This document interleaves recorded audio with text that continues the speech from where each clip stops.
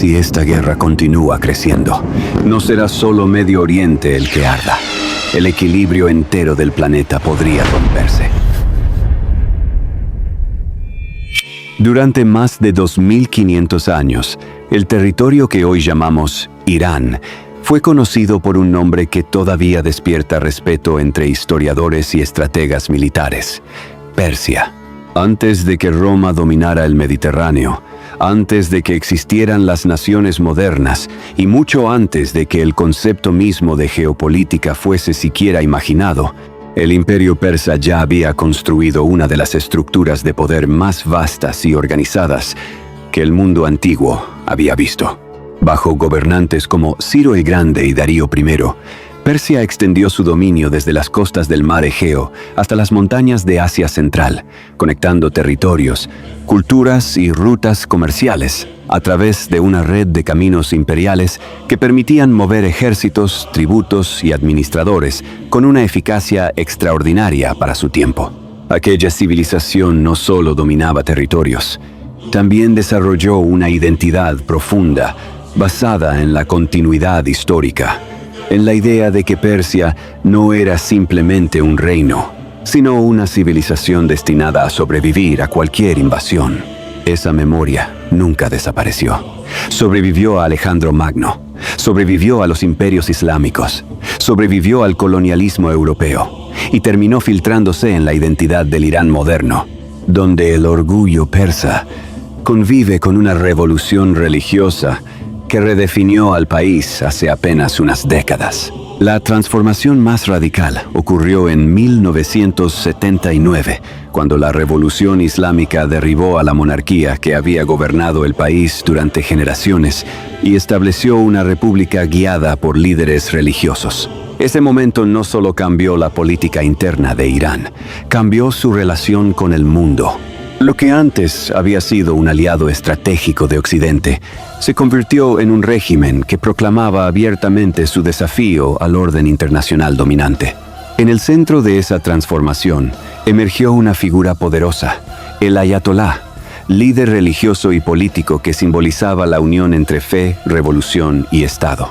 Desde ese momento, la política iraní comenzó a definirse por una mezcla de orgullo histórico, ideología religiosa y resentimiento hacia potencias extranjeras que durante décadas habían influido en su política interna.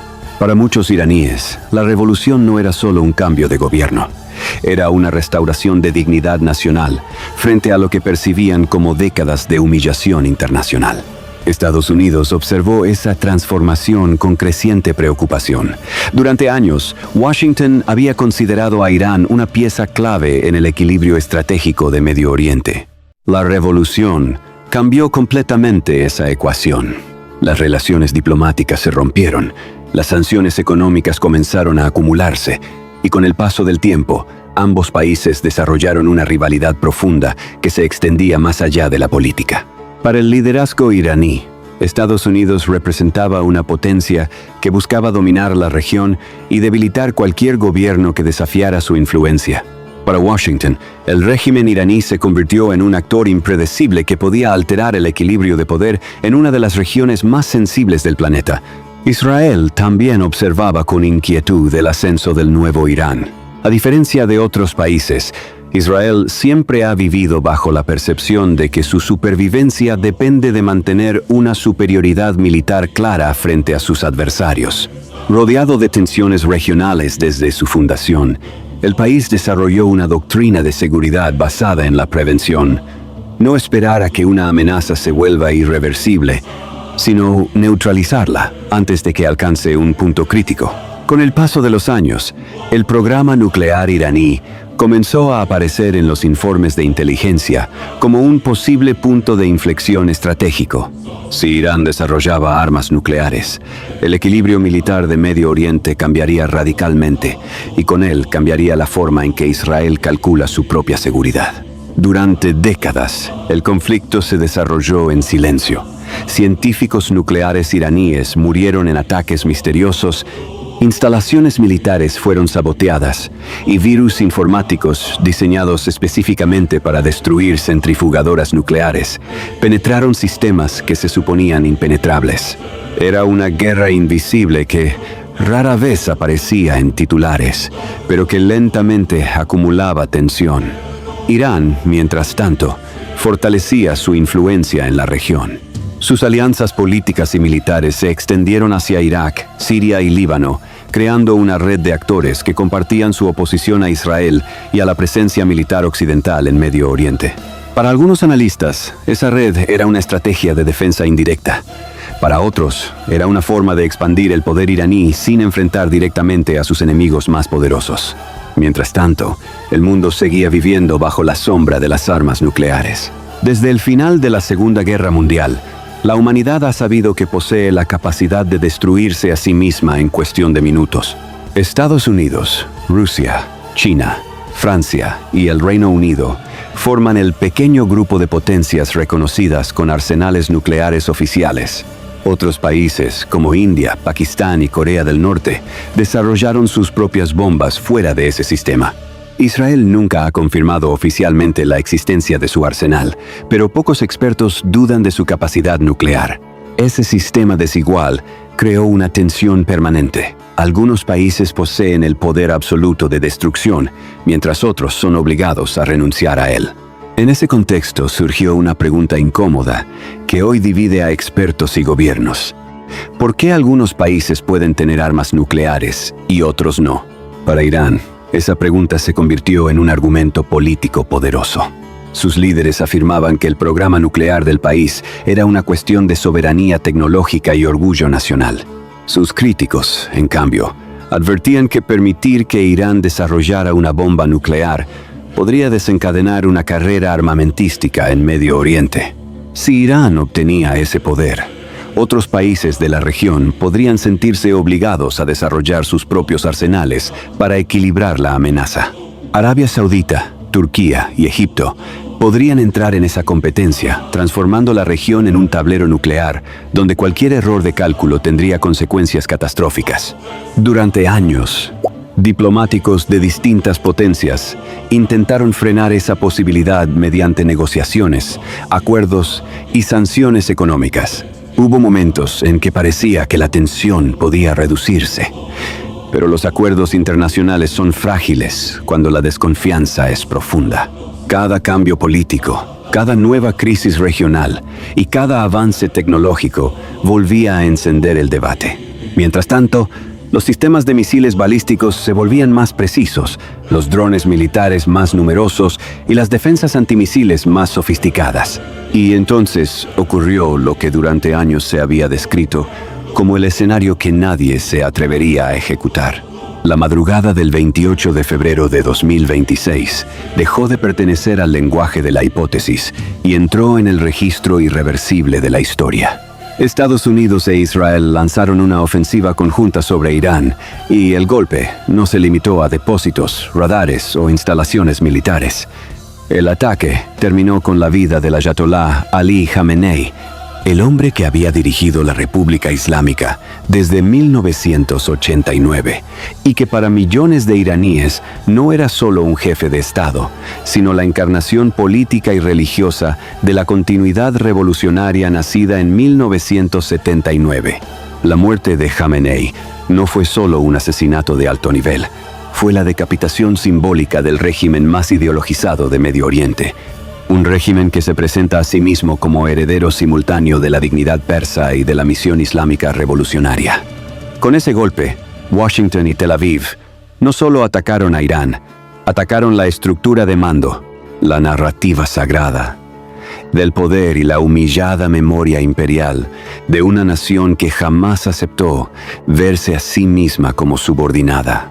Desde fuera, muchos observaron el hecho como una victoria estratégica.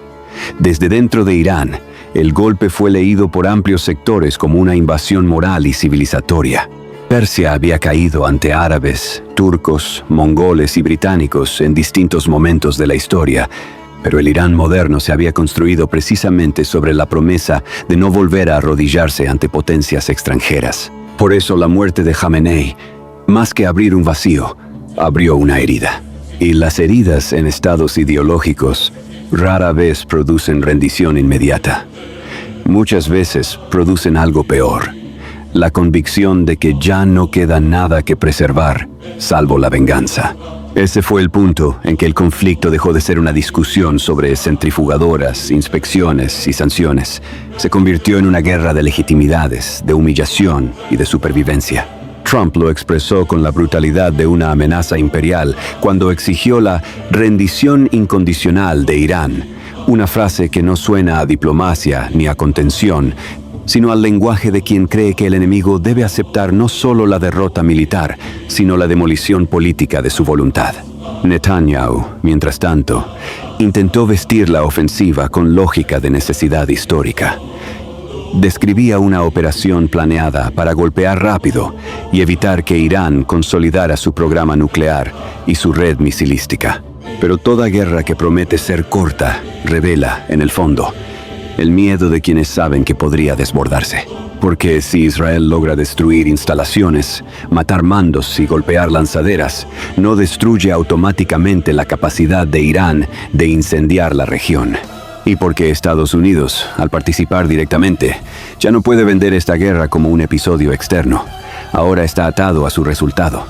Si el régimen iraní cae, el vacío puede devorar la región. Si sobrevive, puede reconstruirse sobre el mito del martirio y la revancha. En ambos casos, la victoria perfecta deja de existir. La represalia iraní confirmó que la guerra ya no estaba contenida dentro de un duelo bilateral. Irán respondió con misiles no solo contra Israel, sino también contra al menos otros 7 países, incluyendo estados del Golfo que albergan bases estadounidenses. Con un solo movimiento, Teherán envió un mensaje al planeta entero: si va a perder, no piensa caer en silencio ni en soledad.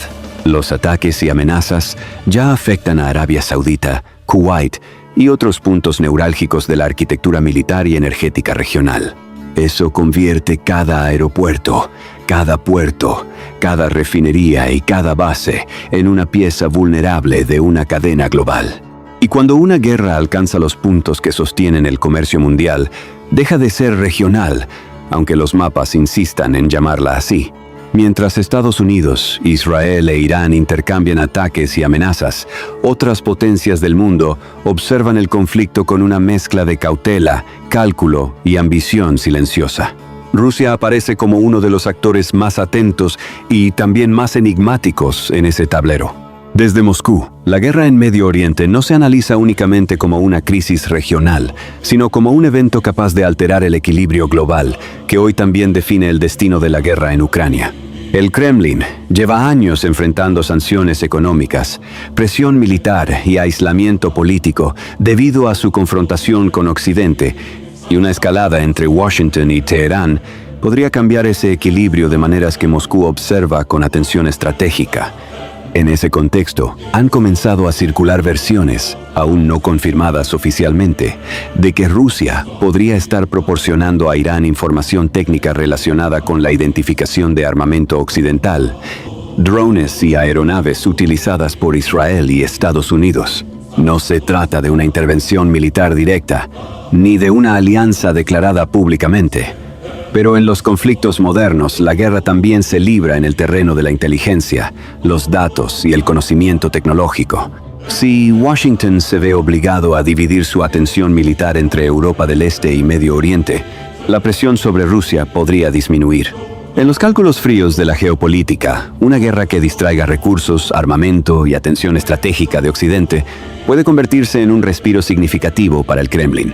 China observa la situación desde una perspectiva completamente distinta. Pekín no busca intervenir militarmente en conflictos lejanos si puede evitarlo, pero sí analiza cada crisis internacional como una oportunidad para redefinir el equilibrio del poder global. El liderazgo chino entiende que la estabilidad de Medio Oriente es vital para su economía, ya que una gran parte del petróleo que alimenta su industria proviene del Golfo Pérsico, pero al mismo tiempo, una crisis prolongada que debilite la influencia occidental podría abrir espacios para que China expanda su presencia económica y diplomática en otras regiones del mundo. Pekín ha invertido enormes recursos en infraestructura, comercio y tecnología en Asia, África y América Latina. Cada vez que Estados Unidos se ve obligado a concentrar su atención en conflictos militares, China gana tiempo para fortalecer su red global de influencia. Corea del Norte observa el conflicto con una lógica aún más cruda. Cada crisis internacional refuerza una convicción que su régimen ha repetido durante décadas. Los países que poseen armas nucleares sobreviven, los que no las tienen dependen de la voluntad de otros. El liderazgo norcoreano ha visto cómo países que renunciaron a sus programas nucleares terminaron siendo invadidos o presionados hasta perder su estabilidad política. Desde esa perspectiva, la guerra en Medio Oriente se interpreta como una confirmación de su propia estrategia. Mientras las potencias discuten sobre quién puede o no desarrollar armas nucleares, Corea del Norte observa cómo el miedo a ese poder sigue siendo uno de los factores que define la política internacional. Así, mientras algunos países combaten abiertamente y otros intercambian misiles, las demás potencias del planeta observan con paciencia estratégica. Ninguna quiere entrar demasiado pronto en un conflicto que podría expandirse más allá de lo previsto. Pero tampoco quieren quedar fuera si el equilibrio del poder mundial comienza a redefinirse. En los grandes conflictos de la historia, las potencias que parecen estar esperando rara vez lo hacen por pasividad. Esperan porque saben que intervenir en el momento exacto puede cambiar el resultado de la guerra. Y luego está América Latina, que suele creer que las guerras de Medio Oriente son espectáculos ajenos, hasta que empieza a pagar la cuenta. La región no verá caer misiles sobre sus capitales, pero sí puede ver subir el combustible, encarecerse los alimentos, elevarse el costo de los fertilizantes, alterarse los fletes marítimos y comprimirse el margen político de gobiernos ya frágiles. México, Brasil, Colombia o Venezuela pueden mirar con ambivalencia una subida del petróleo.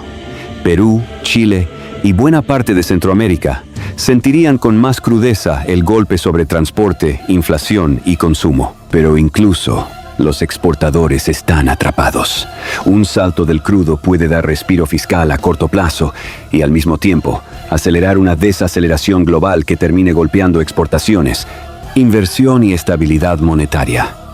América Latina no participa en la guerra, pero sí entra en su zona de consecuencias. Y lo hace desde una posición especialmente vulnerable.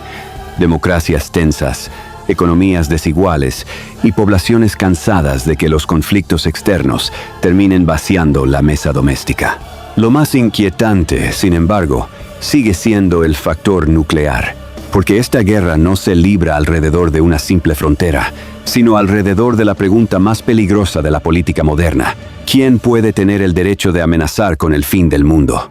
Durante décadas, el sistema internacional toleró que algunas potencias conservaran arsenales nucleares bajo la promesa de que serían lo bastante racionales para no usarlos.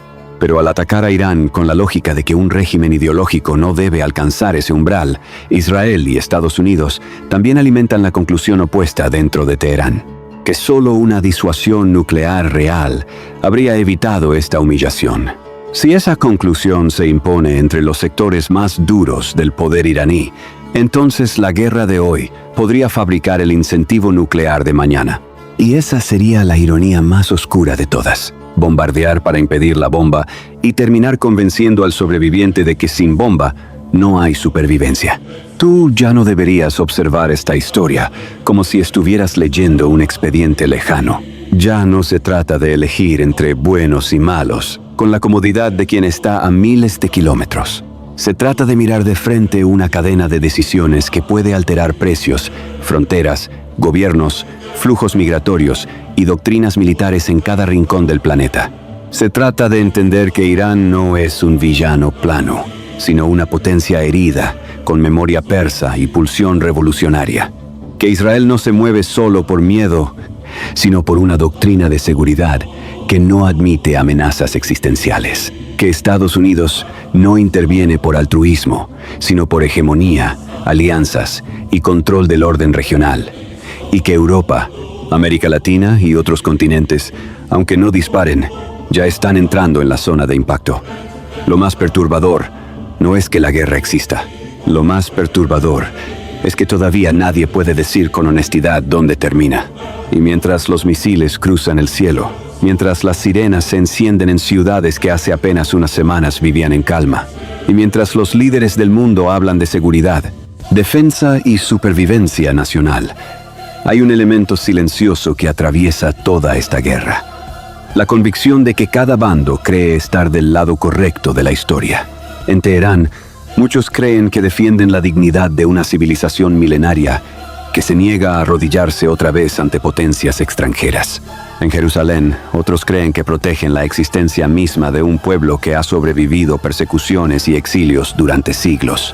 En Washington, algunos aseguran que luchan por preservar un orden mundial que consideran indispensable para la estabilidad global. Y sin embargo, en medio de ese choque de ideologías, imperios, religiones y arsenales capaces de destruir ciudades enteras, aparece una paradoja inquietante. Todos, de alguna forma, invocan al mismo Dios.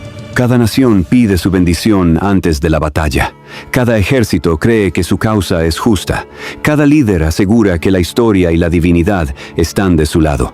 Pero cuando las bombas caen y los cielos se llenan de fuego, surge una pregunta que ningún estratega militar puede responder y que ningún misil puede resolver.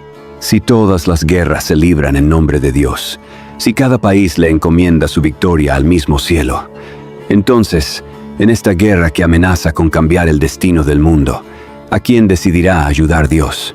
Ahora que conoces el origen de esta tensión global y los intereses que la alimentan, surgen preguntas inevitables que dividen a analistas, gobiernos y ciudadanos alrededor del planeta. Si el equilibrio mundial depende de la disuasión nuclear y de la confianza entre naciones rivales, ¿debería permitirse que más países obtengan armas nucleares para equilibrar el poder? ¿O crees que eso solo acercaría a la humanidad a una guerra que podría afectar a todos los continentes? ¿A qué país apoyas? ¿Qué opinas de este conflicto que puede afectar a tu país?